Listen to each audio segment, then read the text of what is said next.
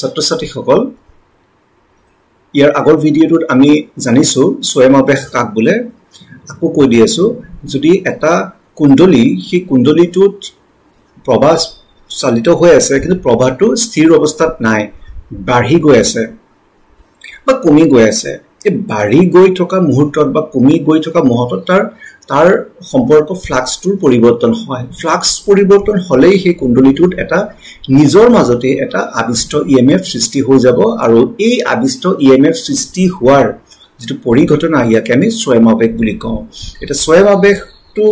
এটা দীঘল সলিনয়ডত কেনে ধৰণে হয় বা তাৰ স্বয়মাৱেশ গুণাঙ্কৰ কিমান মান এটো আমি এতে বুজিবলৈ চেষ্টা কৰিম এটা সলিনয়ড লৈ লোৱা হল সলিনয়ডটোত প্ৰবাহ এনেকা আই সোমাই আছে আৰু ইফালে ওলাই আছে আৰু আমি জানো যে সলিনয়ড এটাৰ ভিতৰতে এটা চুম্বক ক্ষেত্ৰ নিশ্চয় থাকে স্বয়মাৱেশটোৰ দৈৰ্ঘ্য L বুলি সলিনয়ডটোৰ দৈৰ্ঘ্য L বুলি ধৰি ললো ইয়াৰ ব্যাসাৰ্ধ R বুলি লৈ ললো R ব্যাসাৰ্ধৰ আৰু L দৈৰ্ঘ্যৰ মানে এটো L আৰতকে বহুত ডাঙৰ তাৰমানে যথেষ্ট দীঘল আৰু মিহি সলিনয়ডৰ কথা ইয়াতে কোৱা হৈছে আৰু প্ৰতি একক দৈৰ্ঘ্যৰ পাকৰ সংখ্যা n মানে মুঠ ধৰি লোৱা ইয়াৰ 1000 টা পাক আছে ক্যাপিটাল N দি লিখিছো আৰু তাৰ দৈৰ্ঘ্য যদি ধৰি লোৱা লেন্থ যদি 1 মিটাৰ তেতিয়া হলে তাৰ স্মল n মানে প্ৰতি একক দৈৰ্ঘ্যত কিমান পাক হ'ব হেতু 1000/1 তাৰ মানে 1000 এনৰ এটা দীঘল সলিনয়ড বিবেচনা কৰো যেতিয়া ইয়াৰ মাজেৰে আই বিদ্যুৎ প্ৰবাহ প্ৰবাহিত হয় তেতিয়া ইয়াৰ ভিতৰতে চুম্বকীয় ক্ষেত্ৰৰ মানটো হ'ব B = μ0 ni এটো আমি এম্পিয়াৰৰ সূত্ৰৰ পৰা এটো প্ৰমাণ কৰিছিলো যে এটা সলিনয়ডৰ ভিতৰতে চুম্বক ক্ষেত্ৰৰ মানটো হ'ব B = μ0 ni সলিনয়ডৰ প্ৰতিটো পাকৰ সৈতে সংযুক্ত চুম্বকীয় ফ্লাক্স হ'ব φ = BA এটো সিধা কথা B = μ0 ni ইয়াতে বহুৱাই দিয়া হৈছে φ হৈছে μ0 ni * A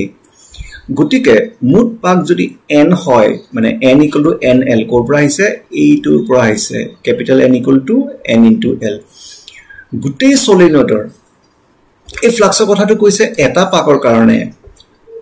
n পাকৰ কাৰণে গোটেই সলিনয়ডটোৰ সংযুক্ত চুম্বকীয় ফ্লাক্স হ'ব এই যেটো এটা পাকৰ যিমান ফ্লাক্স তাৰ লগত গোটেইখিনি পাকৰ পূৰণ কৰি দিয়া হল আমি এই সংখ্যা এইটো পালো μ0 n² IAL এতিয়া স্বয়মাৱেশৰ পৰা বা ইয়াৰ আগৰ সংজ্ঞাৰ পৰা পাইছিলো φb = Li কিন্তু φb = এটো হয় φb = Li ও হয় দুটা বস্তুৱে একে ফ্লাক্স বুজাইছে তেতিয়া হলে Li = μ0 n² IAL ইয়াৰ পৰা L টোক আমি লিখিব পাৰিছো μ0 n² AL কাৰণ দুই ফলৰ পৰা কাৰেন্ট বা প্ৰবাহটো কটা গল = μ0 n² জাগাত যেহেতু n = N/L হয় তেতিয়া n² হলে গোটেই বস্তুটোৰ স্কয়াৰ হৈ যাব * AL আগৰ পৰা আছে অলপ ইয়াতে সমাধা কৰিলে L = μ0 n² A/L মানে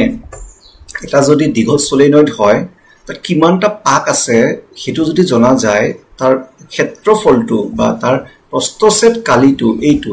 ইয়াতে যেটো কালি আছে এইটো যদি জনা যায় এটো কেনেকৈ জানিম তাৰ ব্যাসাৰ্ধটো জানিলেই হল πr² কৰিলে এই ওলাই যাব আৰু তাৰ দৈৰ্ঘ্যটো যিমান আছে এই হিসাববোৰ ইয়াতে এইটো সূত্ৰত বহুৱাই দিলে L ৰ মানটো উলিয়াই দিব পাৰিম কিমান হেনৰি আছে এই সলিনয়ডৰ স্বয়মাৱেশ গুণাঙ্ক হেতু আমি এনেকে ক্যালকুলেশন কৰি উলিয়াই দিব পাৰিম